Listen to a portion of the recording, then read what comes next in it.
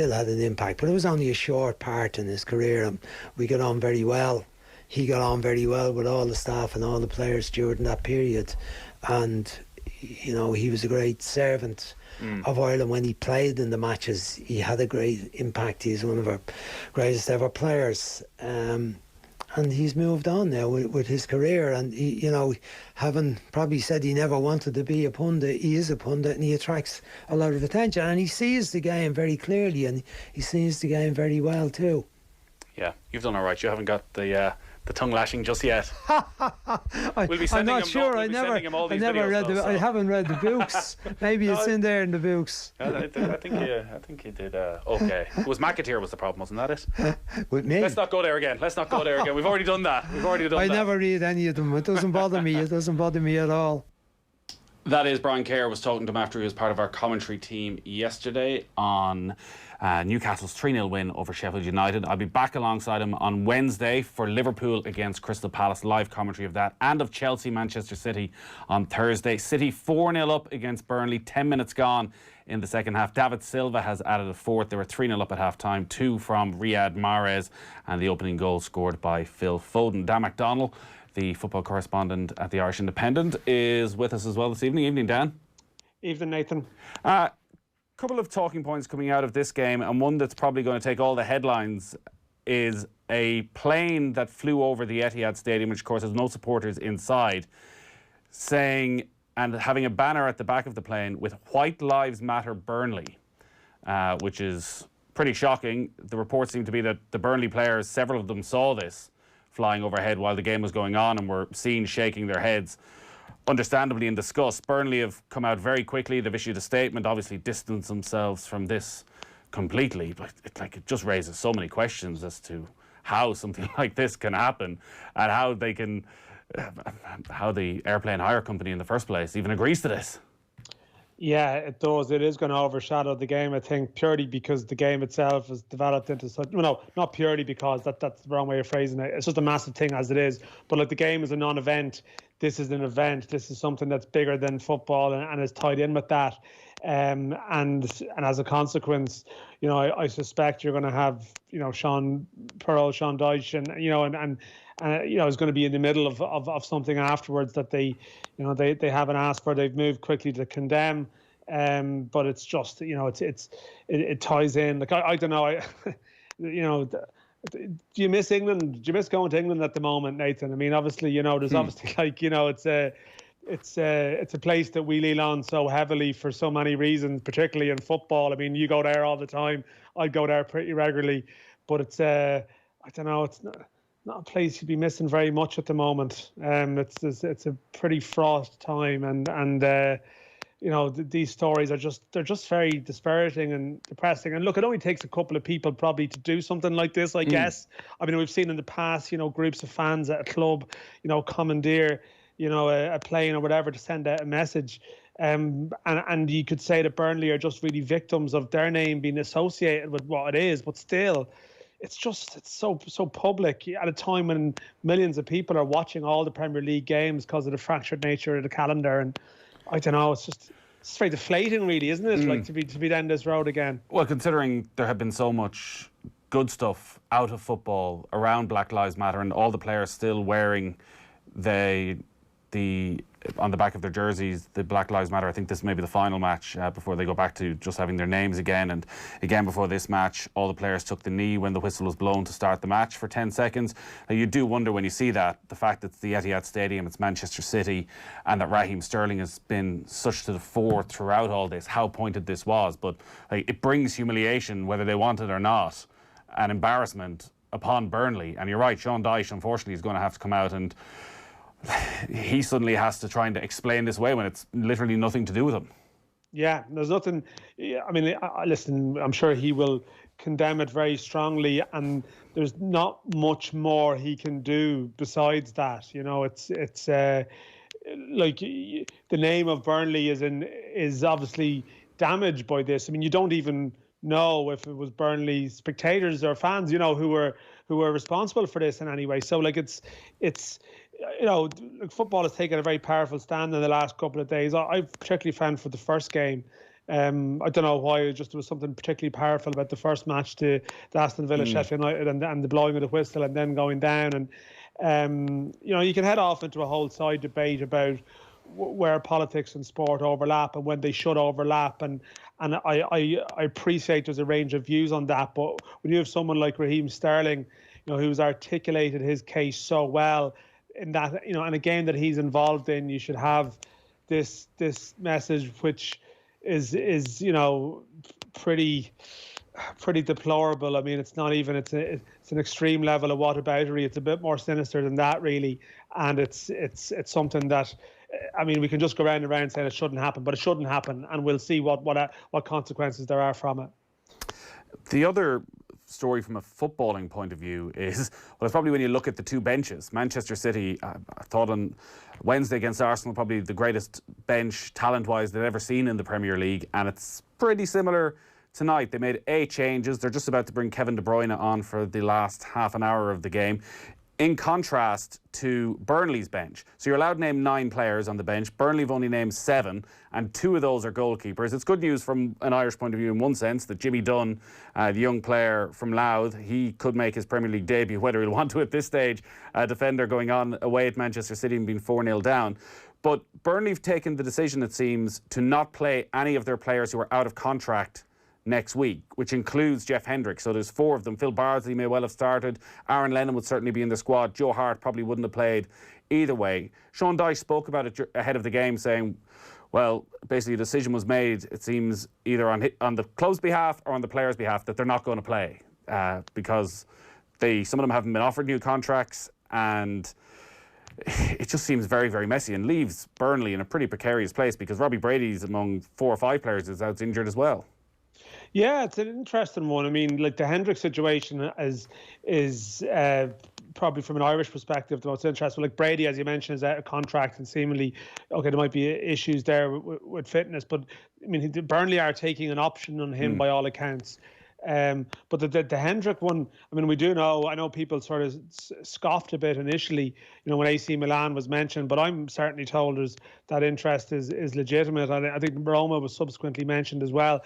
And like Jeff Hendrick is in a very good position that whatever our perception of Jeff Hendrick, in Ireland, obviously he takes a fair bit of flack, because he really, since Euro 2016, he hasn't lived up to the standards that he set for himself then, perhaps. And I know there would be a viewpoint that maybe he struggled, particularly with maybe tactically, he was shunted around a bit under managers and maybe wasn't clear what his role should be. And we'll see how he gets on under a different type of manager maybe later this year. But leaving that to one side, Jeff Hendrick has played a lot of Premier League football in the last couple of seasons, and in a post-pandemic transfer market, where you think that there's going to be a big reduction in spending, a free agent player who's played a lot of Premier League games is a commodity. He doesn't come with a fee attached, so the cost of signing him is his wages. And that's basically it. I assume a signing on fee, but the player's in a very good position, and Burnley want to keep him and they want him to stay. Hendrick is quite plausibly, and rationally for me, he's taking time to see what happens, because you never know, depending on who goes up or goes down in the Premier League might determine his range of options. But clearly there's from the Burnley side of things or from the Hendrick side of things, we'll need to clarify, I guess, in the next day or two. The fact that he's not playing is surprising. I know there had been some talk about we've seen it with Ryan Fraser and other players. But this is a situation where Hendrick, you think, wants to stay. Sorry, Burnley want Hendrick to stay. So you would thought maybe this might be one where they would thrash something out. But the flip side is they're mid-table. They don't have very much to play for either.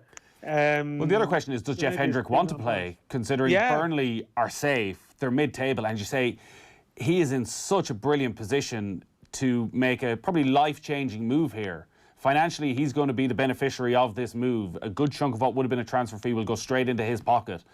And are you going to go out and play and potentially put yourself at risk of injury? As harsh as it may sound, like the sensible financial thing to do is to sit this one out. Yeah, and I mean, I don't want to guess what happened. I think Sean Dyche it's going to become clear in the next day or two. But I do agree with your standpoint there, and I think we've seen other examples in the Premier League and the Championship that it is complex for players, and it's not as if Hendrick like the Ryan Fraser one is difficult at Bournemouth because they might go down, and is that going to linger on his reputation there if he could have helped them from that position? There's been a case with Charlton in Championship, one of their key players as well. I guess, as you say, whatever happens, Burnley's season is going to be determined by what happens with Jeff Hendrick in the next month. So maybe there's an element of pragmatism about this situation from all parties, but it's definitely one to watch. I feel sad that Jeff Hendrick is leaving Robbie Brady.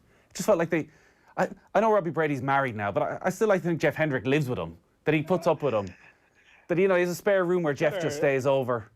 Listen, I do know that they like each other, so we can joke about it. But it would be terrible if it turned out years from now that they never liked each other at all. And it goes back to their days at Kevin's. Yeah. But just because they were so brilliant, they got stuck together, going everywhere together. Yeah, the door opens at Burnley, like, oh no, God, not this fella. But I know they actually do get on. But it is, it's strange. Like you have these Irish colonies that come together at places, and I know Kevin Long and Jimmy Dunn are still there, but eventually they have to go their ways. I think Hendrick should explore the European option. I really do. I think if the option is there, I'd love to see him try it. It might actually suit him, but again, like it's often very tempting. There's very good money in the Premier League, and there's a certain amount of upheaval involved. But I'd love to see him try the Italian thing if the option is still very much there.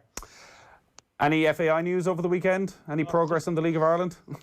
Yeah, like I feel like we're stuck in a cycle here that and I know this just from my day-to-day work that we're sort of we're crawling along. I do think football will be back now. I think really since last week, since the improved package was presented, and then you followed that on with the government announcement for sport on Friday, that removed really the element of doubt, I think, for me, really about whether football will come back. It's more now in what format, and it's gone to a different stage of footballing arguments about how long should the season be? How should we solve relegation, promotion? Is it good enough to declare a champion after 18 games, etc., etc.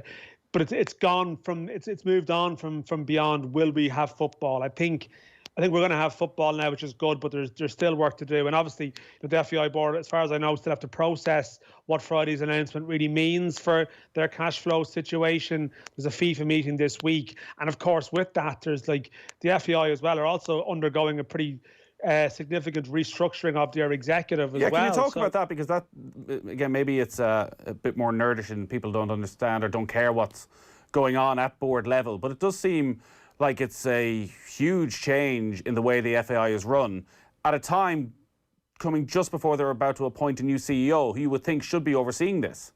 Yeah, that's a view that's been offered. Like, if you're going to have a radical restructuring of your executive, your workforce, it's like your backroom staff as such, if you're the CEO, you would think they would like to have a say perhaps in, what type of team would we want and so on and so forth. So, yeah, they have created new roles, or more so created a new executive, and people have to apply internally. In some cases, they're applying for their old job. In others, it's a slightly tweaked version of their old job. They've been told they have until this Friday to apply, but you are right. Some questions have been asked in sort of football circles about, is this happening too quickly? Stephen Kenny's on the executive now. What does that entail? And I've been trying to clarify this, and certainly the FAI aren't necessarily dealing with questions on the record as such directly at this point, but in due course they're going to have to maybe tease out in detail what this actually entails. Well, does it mean, and again, maybe nobody knows, that Stephen Kenny, even when the senior international job comes to an end, still has a role within Irish football as a sort of godfather type role, which would be in contrast, I guess, to every previous senior manager and every senior manager everywhere?